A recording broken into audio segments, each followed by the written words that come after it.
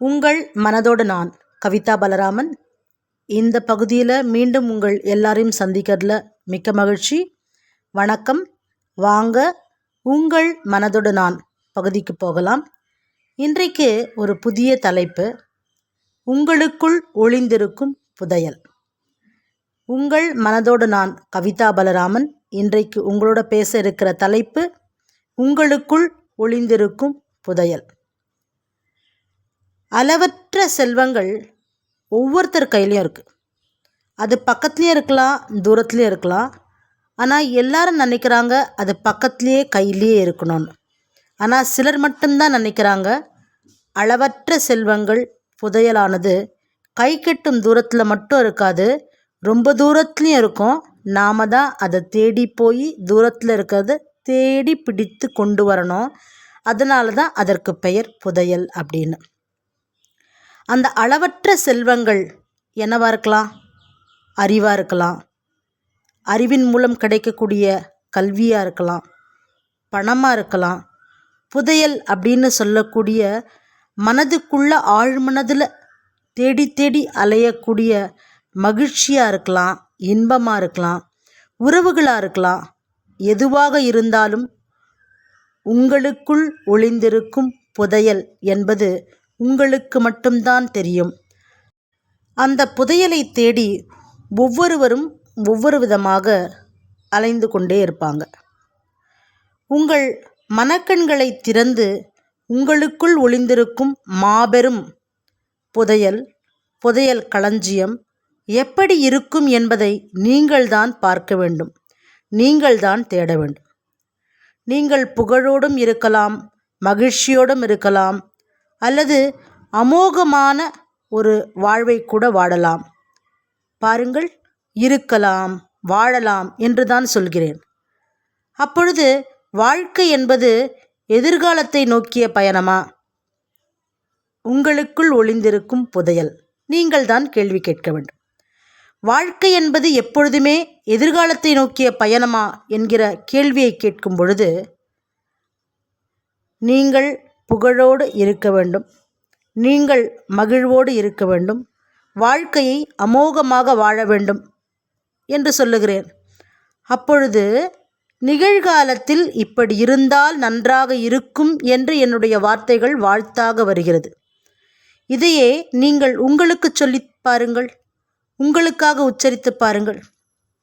நான் புகழோடு இருக்க வேண்டும், நான் மகிழ்வோடு இருக்க வேண்டும், நான் அமோகமாக என்னுடைய வாழ்க்கையை வாழ வேண்டும் என்று சொல்லி பார்க்கலாம்.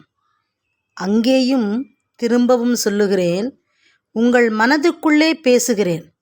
உங்கள் மனதோடு நான் கவிதா பலராமன் என்கிற இந்த தலைப்பை கொண்டு நான் ஒரு மாதத்திற்கு ஒரு வீடியோவாது அல்லது பேசி இப்படிப்பட்ட உரையாடல்களை பதிவிடுவதற்கான காரணம், நீங்கள் உங்கள் அகத்தோடு பேசி பார்க்க வேண்டும், புரிந்து கொள்ள வேண்டும் என்பதற்காகத்தான். நான் புகழோடு இருக்க வேண்டும் என்பது கூட ஆசைதான். ஆசை மட்டும் இருந்தால் உங்களுக்குள் ஒளிந்திருக்கும் புதையலை யார் தட்டி தூக்குவது? யார் அந்த புதையலை கையாள்வது? எப்பொழுது அந்த புதையல் கிடைக்கும்? அப்பொழுது நான் மகிழ்வுடன் இருக்கிறேன், நான் புகழோடு வாழ்கிறேன், நான் அமோகமாக என் வாழ்க்கையை நடத்துகிறேன், இப்பொழுது நான் நன்றாக இருக்கிறேன், நான் நலமுடன் இருக்கிறேன். யார் உங்களை எப்பொழுது கேட்டாலும் பேசினாலும், தொலைபேசியில் அழைத்து எப்படி இருக்கிறீர்கள் என்று கேட்டாலும், நன்றாக இருக்கிறேன், புகழோடும் இருக்கிறேன், மகிழ்வோடும் இருக்கிறேன், அமோகமாக என் வாழ்க்கையை வாழ்கிறேன் என்று எப்பொழுது சொல்லுகிறீர்களோ அப்பொழுதே நிகழ்வில் வாழுகிறீர்கள், இந்த க்ஷணத்தில் வாழுகிறீர்கள், இப்பொழுது என்கிற எண்ணத்தில் வாழ்கிறீர்கள். உங்களுக்குள் ஒளிந்திருக்கும் புதையலை கண்டுபிடித்து விட்டீர்கள். அதுவே நான் எப்படி இருக்கிறேன் என்பதற்கு பதிலில்லை என்றால், இந்த கேள்வியில் ஒரு நிமிடம் இதுவரை கேட்ட செய்தி உங்களுக்கு பிடித்திருந்தால் மறக்காமல் ஒரு லைக் போடுங்கள், ஒரு கமெண்ட் எழுதுங்கள், மற்றவருக்கும் பகிருங்கள். தொழில் முனைவோருக்கான என்னுடைய பகிர்வுகள் வேறு மாதிரி இருக்கும். ஆனால் அதே நேரத்தில் நான் ஒரு சமூக போராளி, ப்ரொஃபஷ்னல் சோஷியல் ஒர்க்கர். கடந்த 15 வருடங்களாக பணியாற்றி கொண்டிருக்கிறேன். ஆகவே மக்களுடன் பேச வேண்டும் என்கிற என்னுடைய ஆவல் உங்கள் மனதோடு நான் கவிதா பலராமனாக வளர்கிறது. அதில் இன்றைய பதிவு, உங்களுக்குள் ஒளிந்திருக்கும் புதையல் உங்களுக்கு கிடைக்க வேண்டும் என்று சொன்னால் உங்களுக்குள் இருக்கும் சேமிப்பு கிடங்கிலிருந்து நீங்கள்தான் பெற்றுக்கொள்ள வேண்டும். எது உங்களுக்கு வேண்டும் என்பதை நீங்கள்தான் தீர்மானிக்க வேண்டும். எல்லையற்ற சக்தி நிறைந்த இந்த உலகத்தில் புதையல் என்பதும் களஞ்சியம் என்பதும் நிறைய கொட்டி கிடக்கிறது. அதில் தூரத்தில் இருக்கிறதா, கையில் இருக்கிறதா, ஏற்கனவே கையில் சிக்கிவிட்டதா என்பது கூட தெரியவில்லை என்பதுதான் வாழ்க்கை என்கிற நாடக மேடையில் நாம் எல்லோரும் நடித்து கொண்டிருக்கும் கதாபாத்திரங்களாக ஒவ்வொரு காலகட்டத்திலேயும் இருந்து கொண்டே இருக்கிறோம். முழித்து கொண்டோம் என்றால், விழித்து கொண்டோம் என்றால் தொழிலும் வாழ்வும் ஒன்றுதான்.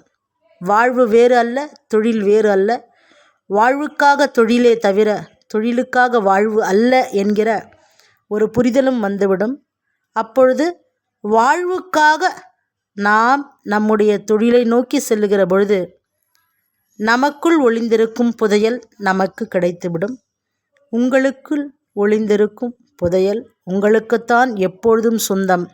இந்த பிரபஞ்சமானது, இந்த உலகமானது அற்புதமான களஞ்சியங்களாலும் புதையல்களாலும் நிரப்பப்பட்டுள்ளன. அந்த களஞ்சியங்களும் புதையல்களும் ஒரு சிலருக்கு அன்பாகவும் மகிழ்வாகவும் இருக்கிறது. ஒரு சிலருக்கு பணமாகவும் பொருளாகவும் ஆடம்பர வாழ்க்கையாகவும் இருக்கிறது. இன்றைய உலகத்தில் அன்பும் வேண்டும், பணமும் வேண்டும், எல்லாம் வேண்டும். ஆனால் எது எவ்வளவு வேண்டும் என்பதை உங்களுக்குள் ஒளிந்திருக்கும் புதையலின் தேடல்தான் முடிவு செய்ய வேண்டும். அப்படியென்றால் ஒவ்வொரு தனி மனிதனின் ஆசைதான் அதை முடிவு செய்கிறது. அதை நானோ யாரோ முடிவு செய்ய முடியாது. ஆனால் கருத்து சொல்லலாம். எப்படி? உங்களுக்கான புதையலை நீங்கள் தேடுங்கள். எப்படிப்பட்ட புதையல் என்பதையும் நீங்களே தேடிக்கொள்ளுங்கள். எவ்வளவு வேண்டும், எவ்வளவு அளவு வேண்டும் என்பதையும் தேடுங்கள்.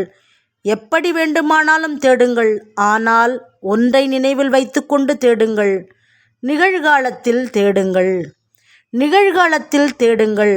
அப்பொழுதுதான் இந்த பிரபஞ்சத்தின் சக்தியானது உங்களுக்கு கிடைக்கும். பிரபஞ்சத்தின் சக்தி உங்களுக்கு புதையலை கொண்டு வந்து தூரத்தில் இல்லாமல் உங்கள் கையில் கையடக்கத்தில் வைக்கும். இல்லையென்றால் உங்களுக்குள் ஒளிந்திருக்கும் புதையலை எதிர்காலத்தில் தேடிக்கொண்டே இருப்பீர்கள். தேடுதல் தொடர்ந்து கொண்டே இருக்கும்.